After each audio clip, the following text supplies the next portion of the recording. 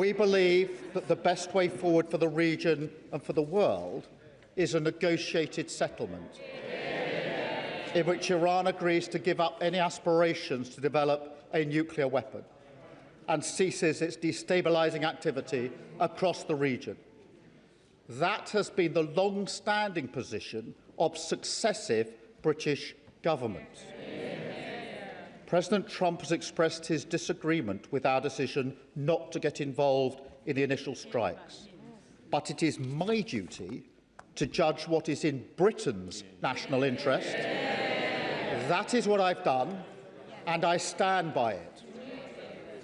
But, Mr. Speaker, it is clear that Iran's outrageous response has become a threat to our people, our interests, and our allies, and it cannot be ignored.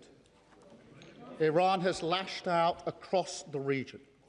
They've launched hundreds of missiles and thousands of drones at countries which did not attack them, including the UAE, Saudi Arabia, Kuwait, Qatar, Iraq, Bahrain, and Oman.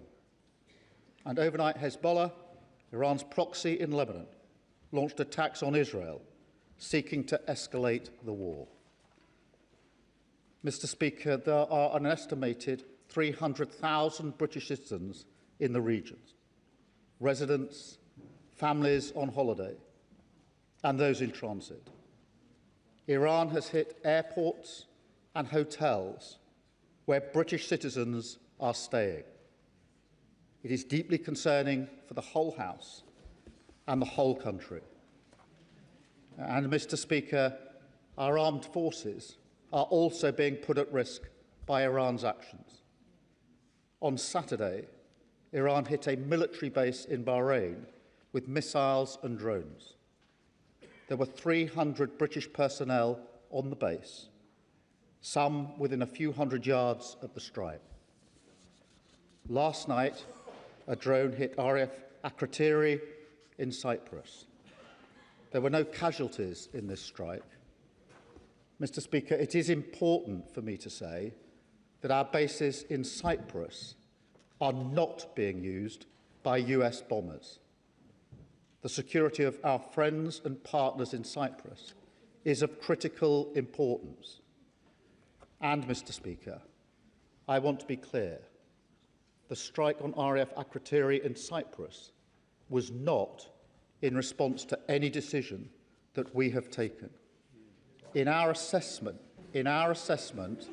the drone was launched prior to our announcement. Iran's aggression towards Britain and our interests is long-standing, and that's why we've always ensured that protections for British bases and personnel are at their highest level. Mr. Speaker, it is very clear that the death of the Supreme Leader will not stop Iran from launching these strikes. In fact, their approach is becoming even more reckless and more dangerous to civilians. They are working ruthlessly and deliberately through a plan to strike not only military targets, but also economic targets in the region, with no regard for civilian casualties. That is the situation we face today, and to which we must respond.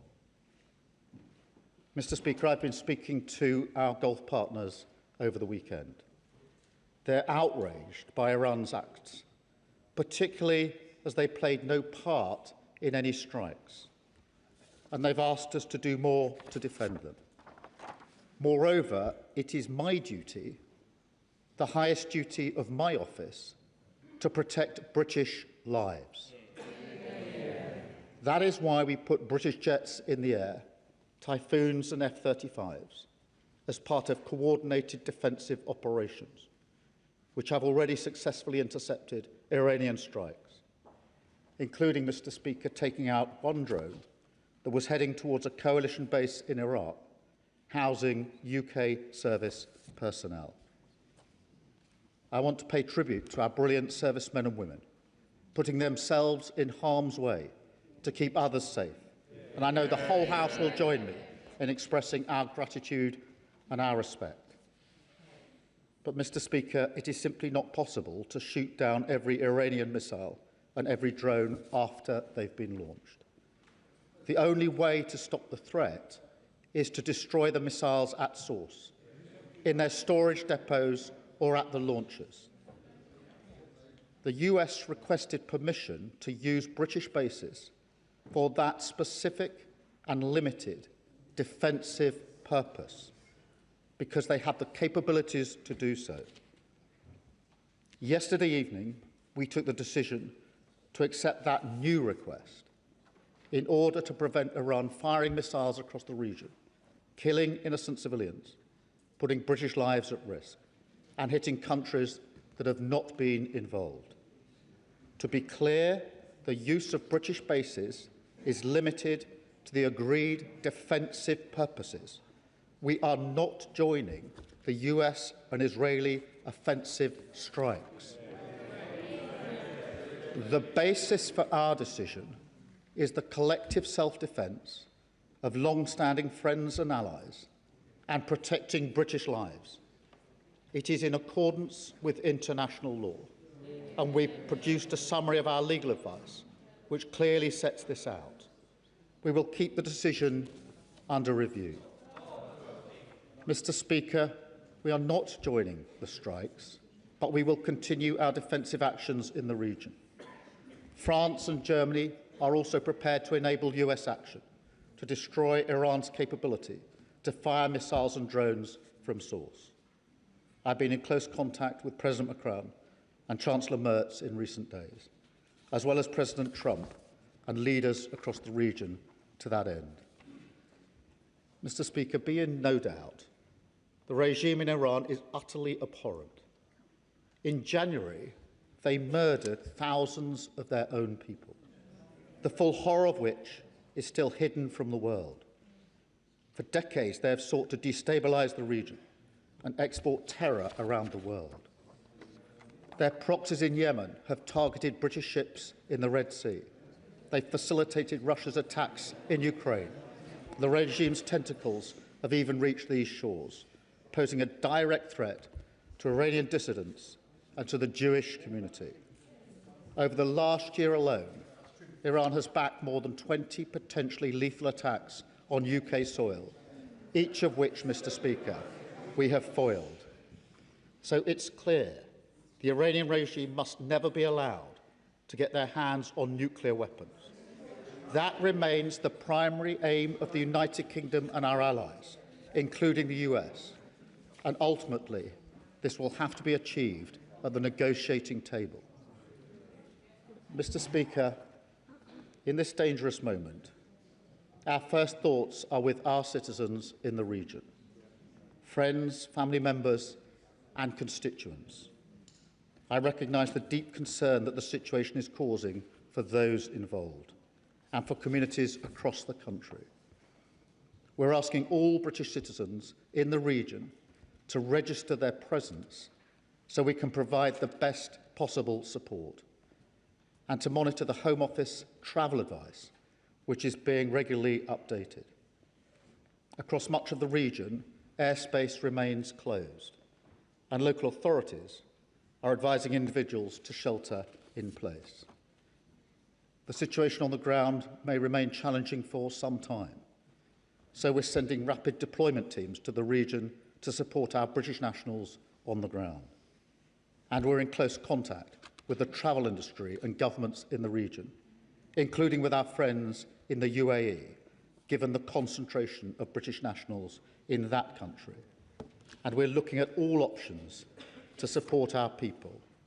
We want to ensure that they can return home as swiftly and safely as possible. The FCDO phone lines are open to provide consular support, and ministers are available to meet MPs to discuss any individual cases. Mr. Speaker, we're also reaching out to communities across the United Kingdom, including Muslim and Jewish community organisations, and we're making sure that sites across the country, including places of worship, have appropriate protective security in place. Mr. Speaker, the situation in the region is developing rapidly, so we will continue to update the House in coming days. Mr. Speaker, I've spoken recently about the toll that global events are taking here at home.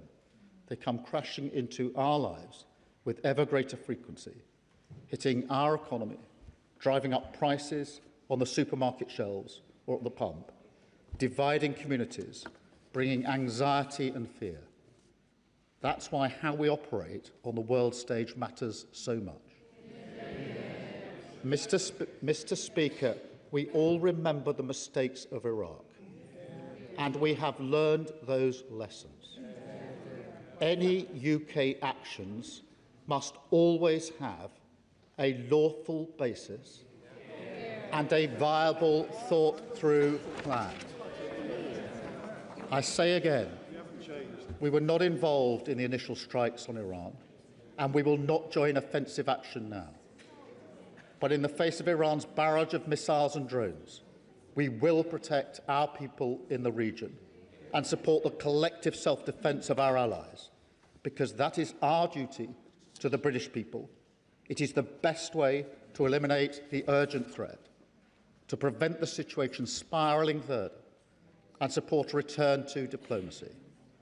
It is the best way to protect British interests and British lives.